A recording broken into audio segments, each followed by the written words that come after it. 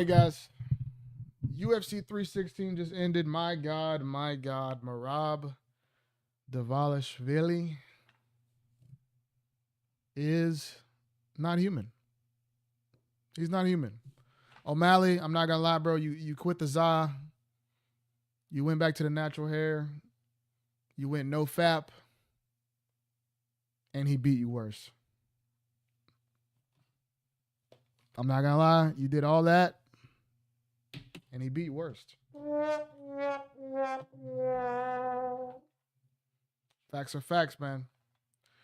I told people the whole time this lead up was how he's made all these lifestyle changes, how, he's locked in more than ever. To me personally, I think people that have a, brash personality, people that may talk a little bit of shit, people that post funny stuff on social media, people that like to go out and party, people that like to go out and, do interviews and podcasts and all that stuff. I don't think that's always a negative, bro. Like there's some athletes that need that for their competitive edge. And when I see somebody that's usually a shit talker, usually a party guy, usually an outgoing guy, and they're very reserved, very quiet, I don't think what y'all think where, oh my God, he's so locked in. My head goes to they might have lost their confidence. That's what I think when I see a bold, outspoken, brash personality, all of a sudden meek and extra humble. The first thing my head goes to is, damn, they might have lost their confidence. And I'm not saying he lost his confidence, but you can see it in his face after, you know, having surgery, using that. I mean, technically it is an excuse, but I mean, I will say he did have a legit injury. The injury is in your head. So your mind is set on, okay, that was an injury. Now I'm fresh. This is going to be different. And in the very first round, you get taken down 2 times. That doubt in your head is confirmed in the first round. The doubt that you had, like maybe this guy's too good, maybe I can't beat this guy, but wait, I was injured the first time. Maybe the second time will be better. And in the very first round, you get taken down 2 times. He's walking forward. He's running at you, throwing strikes. You're countering him, and he does not care. He does not care. He's not scared to brawl with you. He's taking you down at will. He's not getting tired. There's just nothing you can. I mean, there's nobody in this division that I could even see beating Merab. When it comes to somebody, the only person I thought could maybe go skill for skill with him was Umar. Before that, I thought could go skill for skill with him. Peter Yan destroyed both of them. The only person that I thought, yes, Merab has many, many advantages, but there's such a sniper on the feet. Merab does get hit sometimes. Merab does get rocked sometimes. This dude's a sniper. He's got the power. He's got the one-shot power. O'Malley, that's the guy that I thought of. Walked through him twice. Everybody else in the division, I don't think that they offer anything that threatens his reign. You think Sugar should move up? I'm just reading the chat, guys. I think Sugar should move up. Feel like he would go crazy in featherweight. I think it is a bit telling that, bro, Sean O'Malley is like damn near my height. I'm 6 foot, around 200 pounds, and he's 135 pounds, and he's damn near my height. He's in his 30s. He's not no little kid. He's got the grown up adult weight, and he still hasn't packed on any muscle. I don't know what, I mean, some people just have that body type. It's crazy that like you get to that age, because I used to be like crazy skinny, like 160. But now the weight, when you get older, sometimes the weight packs on. But for him, he's still like skinny. He still hasn't put on like, man, the extra like 10, 15 pounds that you usually get in your mid 20s. He hasn't, I mean, his body looks exactly the same as he did when he was 20, 21, 22 on the Contender Series. So Like you said, maybe fighting at featherweight, but his walking around weight being 155 and fighting at 145 is not very good. There's almost nobody that cuts 10 pounds. Everybody cuts more than that. I do think that the only person that cuts that small of a weight was when Izzy went up to 205. It would be similar to that, and that didn't go too well. Izzy basically showed up and was like, just weigh me in, and he made weight. That's damn near what O'Malley would be doing because you can lose 10 pounds like it's nothing. If you're a 135er, you're probably walking around 160. That's what Aljo was walking around at, like around 160. 145ers probably walk around, like Max Holloway was like 180, 170. I don't think Sugar could even carry that much weight because Max Holloway doesn't pack on too much muscle, but he has a skinny frame but can still put on weight. I don't even know if Sean could carry that much weight in a healthy fashion. I don't know, bro. I don't even know what to say because as long as Merab is there, I don't think there's just nothing he can do. I like O'Malley. I like Sandhagen. I like Peter Yan. I like a lot of guys in that division, but Merab is there, bro. There's no ifs, ands, or buts. There's no way around it. I'm not picking anybody in that division to beat him right now. I'm not picking anybody to beat it. Like skill for skill, more well-rounded. Only guys I thought that were Umar, maybe Peter Yan. Ran through them both. Striking advantage. O'Malley was maybe the one that could catch him with a one shot. Ran through him twice. Who's going to out-wrestle him? Nobody. Who's going to out-cardio him? Nobody. I just don't know. I don't even know what to say as far as like what can be put in the game plan besides, hey, maybe you'll catch him. Like, what is your game plan to beat Merab? Honestly. If you say in your head, all right, I'm not going to knock him out. I'm going to beat him by decision. How?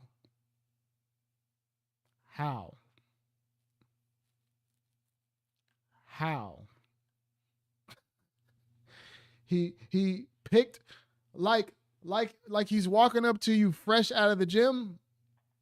He picks O'Malley up, places him on the shoulder, and slams him in the third round. Like nothing. Didn't break a sweat. Didn't breathe hard. Put a grown man on his shoulders and slammed him in the third round after fighting for 15 minutes. Like it wasn't shit.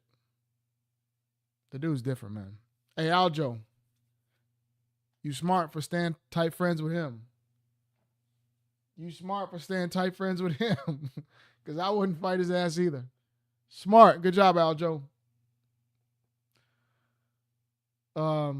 Yeah, man. I don't even know what else to say about the main event. It was absolutely domination. It was 10 times worse than the first fight. I think O'Malley should not over-focus on the, maybe he's in his 30s and he wants to act that way, but I don't think that, smoking weed, I don't think that dyeing your hair, I don't think that having a podcast or doing social media was making you a worse fighter, bro. So, like, don't overthink it. You just got an all-time great in your division. Sorry. You can probably still beat a lot of guys living your normal life. You'll be just as good. You beat Peter Yan. Living your old life. You're just not going to beat Merab. Sorry. Co-main event. Who the fuck is calling me, bro? These people piss me off, bro. I'm sorry. Co-main event. Kayla Harrison walks through Juliana Pena. Submission. She was going for an arm triangle. It was very close, but she was stuck against the ropes. When you get that arm triangle on the far side, not the ropes, the cage. She got the arm triangle on the far side, but didn't have enough room to step over and really sink it in. So she switches it. Last second, about 10 seconds left. The 10-second clicker goes off. Doesn't matter. Pena still taps. She has that arm torqued. So the torque on the arm is ridiculous. She was going to break it in about 5 seconds. So I don't blame Pena at all for tapping. But you have a new champion at bantamweight, women's bantamweight. How crazy is it to look at 135 pounds on Kayla Harrison and then look at 135 pounds on Sean O'Malley? How is that the same weight? How is that the same weight? um, but yeah, we get the face off we've been waiting for. Juliana or not, Kayla Harrison faces off with Amanda Nunes. We finally got it. That division needs it. Thank you, Amanda. God bless Amanda Nunes. The division needed it bad. I think the UFC probably wanted to see that because it's been a little bare in terms of big matchups, crossover, star power, viral moments. They haven't had it. I thought O'Malley winning by knockout tonight would have been a viral moment that they might have needed. But that didn't happen.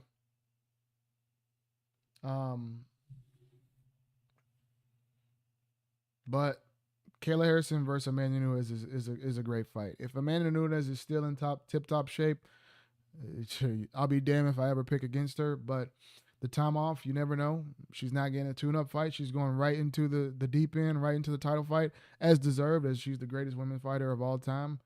Kayla Harrison's wrestling will definitely be a threat. We've seen, Amanda get taken down. We've seen Amanda get wrestled to some extent early in her career. Later in her career, not so much. We didn't see many weaknesses. But on the feet, good Lord. Good Lord, Kayla's going to be in trouble on the feet. And Amanda Nunes is how old? Amanda Nunes is 37. Ooh. Okay. Hey. Amanda is 37. Kayla Harrison is 34. Okay. Hey. Amanda is getting up there, man. Her last fight was what? Maybe 2-3 years ago. There's a big difference between 34, 35, and 37 with a decent amount of time off. Hey, man, maybe it's a fight. I definitely see stylistic advantages that Kayla could have, but I'm not picking against Nunes no time soon. Thank you, C4. Appreciate you, brother. I'm about to end it right now. I just was live for the fights. We're just reacting to what happened. Joe Piper versus Gastelum. Oh my God, man. Piper hurts him so many times in the first round, and then after that, just kind of puts the cruise control on. I don't understand the scorecards of 30-27 because I thought Gastelum low key could have won the second and third round and made it a draw because the first round was 10-8. But I thought Piper should have got the decision, but I would say 29-28. But a weird fight, very weird fight. Patchy Mix loses. Unfortunate. These Bellator guys coming over has not gone great. Has not gone great. We know Michael Chandler become kind of a pay-per-view star, a pay-per-view name, but the record's not great. Pitbull 0-1. Patchy Mix 0-1. It's not looking great. I do think the one signing that they could to kind of improve that is if the UFC is able to snipe Usman Nurmagomedov. If they're able to snipe him, I think that's a Bellator guy that could, maybe show a little bit more of, even the playing field and show that Bellator does have quality guys. AJ McKee, a guy like that. But, hey, man, it has not looked good when those guys have made the crossover in any type. Yeah. What else? Let me look at the full card. Anything else notable to react to? Kevin Holland looked good. I'm a Kevin Holland hater, but he did look good tonight. And it kind of choked. Luque had some moments, but for the most part, Kevin Holland was hurting him. He had a moment where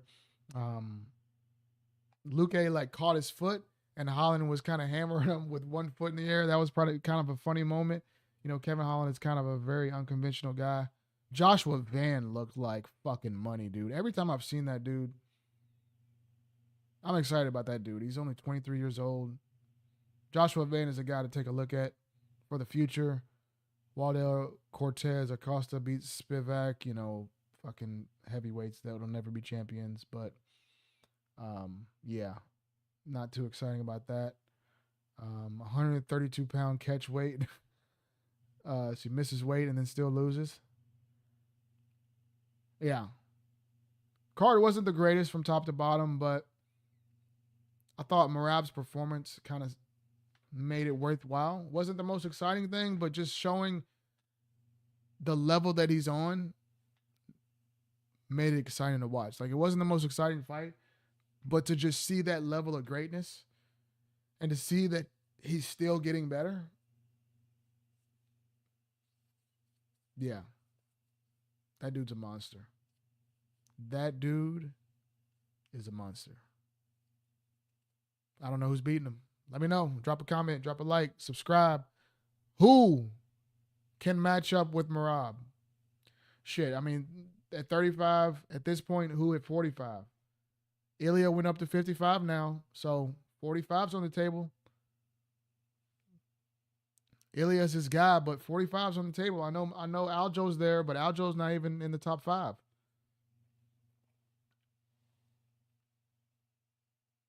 Volk versus Merab. Volk versus Merab. Ooh. That's a good one. That's a good one. Let me know what y'all think about that. Let me know what y'all thought about the card. Let me know what y'all thought about everything. Thank y'all guys for watching so much. We'll be back for the next fight. I'll be in Vegas for International Fight Week, getting a lot of content, and then I'll be back home Saturday to stream the fights. Y'all know I do this every time. All the big boxing fights, all the big UFC fights, we will be live every single time, keeping y'all locked in. Appreciate everybody that came to the stream tonight. Much love. I'll catch y'all later.